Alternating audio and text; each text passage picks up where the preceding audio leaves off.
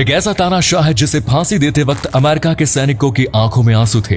कई सैनिकों ने इसके बाद दे दिया था अपना इस्तीफा। पूरी दुनिया ने देखा था इस शख्स की फांसी का मंजर। इस शासक के काल में इराक की गिनती सबसे संपन्न देशों में की जाती थी। कौन है ये शख्स जो अपनी मौत के 15 साल बाद भी लाखों करोड़ों लोगों के दिलों में जिंदा है? इतिहास के सबसे क्रूर तानाशाहों की बात की जाए तो चंगेज खान से लेकर अडोल्फ हिटलर तक बहुत से नाम देखने को मिल जाएंगे। लेकिन एक ऐसा तानाशाह भी इतिहास में हुआ है जिसे कुछ लोग एक विलेन मानते हैं तो बहुत से लोग उन्हें आज भी एक हीरो के रूप में देखते हैं। हम बात कर रहे हैं इराक के सबसे बड़े तानाशाह सद्दाम हुसैन के बारे में।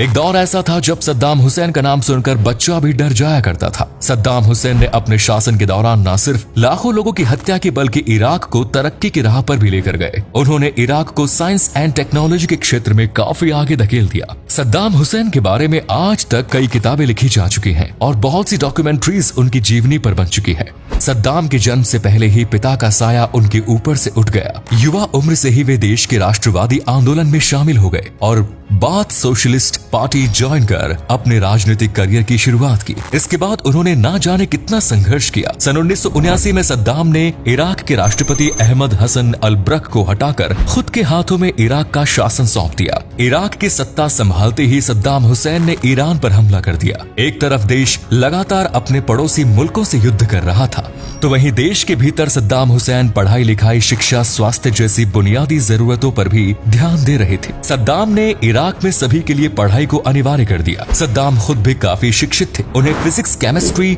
जैसे सब्जेक्ट्स में काफी महारत हासिल थी। अपने देश में उन्होंने कई रिसर्च सेंटर्स और लेबोरेटरीज की स्थापना कराई। इराक की तरक्की देख अमेरिका को डर लगने लगा था कि कहीं इराक परमाणु हथियार न बना ले, क्योंकि इतने खतरनाक तानाशाह के हाथ में परमाणु हथियार का होना पूरी दुनिया के लिए एक खतरा था। सद्दाम के शासन के दौरान इराक की अर्थव्यवस्था काफी मजबूत हो गई थी। इराक उस दौर का सबसे समृद्ध मुल्क बनता जा रहा था। लेकिन कुवैत, इजराइल और ईरान जैसे देशों के साथ युद्ध के कारण वैश्विक स्तर पर सद्दाम की छवि खराब भी हो रही थी। उन्हें शिया मुसलमानों का विरोधी माना जाता था। वैसे तो सद्दाम हुसैन ने अधिकतर अमेरिकी राष्ट्रपतियों के साथ अच्छे संबंध बनाने की कोशिश की थी, लेकिन जॉर्ज बुश के दौरान इन संबंधों में दरार आने लगी। अमेरिका ने सद्दाम पर जैविक हथियार का गलत इस्तेमाल करने के आरोप लगाए। साल 2002 में संयुक्त राष्ट्र के एक दल ने इराक का दौरा भी किया था। साल 2003 मार्च में अमेरिका ने अपने कुछ सहयोगी देशों के साथ मिलकर इराक पर हमला किया, जिसके बाद सद्दाम हुसैन की सरकार गिर गई। सद्दाम हुसैन को ढूंढने के लिए सेनाओं ने बड़ा अभियान चलाया, लेकिन उन्हें ढूंढना इतना आसान नहीं था। जिस समय सद्दाम अपनी सेना को मजबूत बना रहे थे और दुनिया के बेहतरीन लीडर्स में उनका नाम लिया जाने लगा था, उस समय सद्दाम कहाँ जाते हैं इस बारे में उनके अलावा किसी को नहीं पता होता था। इराक में सद्दाम के कई महल थे। सभी महलों में सद्दाम के लिए 3 वक्त का खाना बनता था, क्योंकि सद्दाम कब कहाँ पहुंच जाए ये कोई नहीं जानता। 13 दिसंबर 2003 को एक बंकर में से सद्दाम हुसैन को गिरफ्तार कर लिया गया। इसके बाद सद्दाम हुसैन की जिंदगी के दूसरे पहलू की शुरुआत होती है। लाखों लोगों की हत्या करने वाले सद्दाम हुसैन अपने अंतिम 3 सालों में पूरी तरह बदल गए थे। सद्दाम को 2 जेलों में रखा गया था। एक जेल तो इराक के एक द्वीप पर बनी थी, जहां सद्दाम और उनकी रक्षा करने वाले सिपाहियों के अलावा किसी को जाने की अनुमति नहीं थी। सद्दाम हुसैन अनुशासन का बहुत अच्छे से पालन किया करते थे। वे रोजाना सुबह 3 बजे उठकर स्विमिंग करते थे। स्लिप डिस्क ठीक करने के लिए वे स्विमिंग का सहारा लेते थे। एक बार सद्दाम के बेटे ने किसी कार्यक्रम में गोलियां चला दी, जिसके बाद सद्दाम ने अपने बेटे की सभी लग्जरी गाड़ियां रोल्स रॉयस से लेकर मर्सिडीज तक सभी में आग लगा दी। सद्दाम हुसैन की मीटिंग में उनके अधिकारी भी बहुत अनुशासित रहते थे। एक बार किसी अधिकारी ने सद्दाम की बुराई कर दी। ये बात सद्दाम को जैसे ही पता चली, उस अधिकारी को गोली मार दी गई। सद्दाम ने ईरान इराक युद्ध में अपने मंत्रियों से सलाह ली।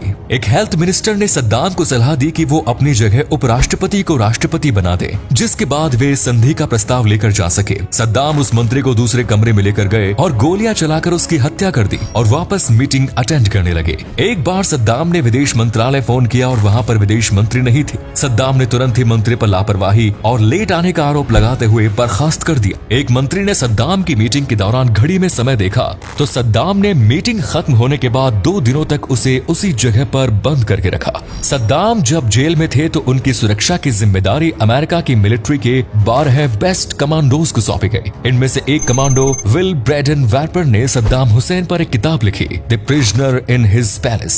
सद्दाम हुसैन किताब में लिखा है कि सद्दाम जब जेल में थे तो काफी नरम स्वभाव के थे। सैनिकों ने कभी इतने नरम दिल का तानाशाह नहीं देखा था। सद्दाम को देखकर यकीन करना मुश्किल था कि ये वही तानाशाह है जिसने लाखों लोगों की जान ली। सद्दाम को मीठा खाना बहुत पसंद था। वो सुबह नाश्ते में ऑमलेट खाते, उसके बाद मफिन्स खाते और अंत में फ्रूट्स खाया करते थे। सभी 12 सैनिकों को सख्त निर्देश थे कि वह सद्दाम के साथ ज्यादा घुल मिल कर बात ना करें और ना ही दोस्त बने, लेकिन वे सभी 12 सैनिक सद्दाम के अंतिम दिनों के बेहतरीन दोस्त साबित हुए। सद्दाम को कोहिबा सिगार पीना काफी पसंद था। सद्दाम जब जेल में थे तो सभी सैनिक अधिकारी उनका अच्छे से ख्याल रखा करते थे। उनके लिए एक दरबार भी जेल में लगाया गया। बंद कमरे से पुरानी कुर्सी मेज निकाल कर लगाई गई, जिस पर सद्दाम हुसैन को बिठाया गया और उनके आगे सभी सैनिक बैठा करते थे। सद्दाम को उनके दरबार का एहसास कराने के लिए सैनिकों ने ऐसा किया। एक सैनिक ने सद्दाम से कहा कि उनके भाई की मौत हो गई है। इस पर सद्दाम ने कहा कि आज से तुम मुझे अपना भाई समझना। 30 दिसंबर 2006 को सद्दाम को फांसी होनी थी। इसी दिन मुसलमान लोग बकरा ईद का त्योहार भी मना रहे थे। सद्दाम ने सुबह उठकर वजू की और फज्र की नमाज अदा की। सद्दाम के चेहरे पर बिल्कुल भी तनाव या शिकन नहीं थी। सभी लोग सद्दाम का मुस्कुराता हुआ चेहरा देखकर हैरान थे। सद्दाम ने फांसी देने से पहले पहनाए जाने वाले कपड़े को पहनने से भी इनकार कर दिया।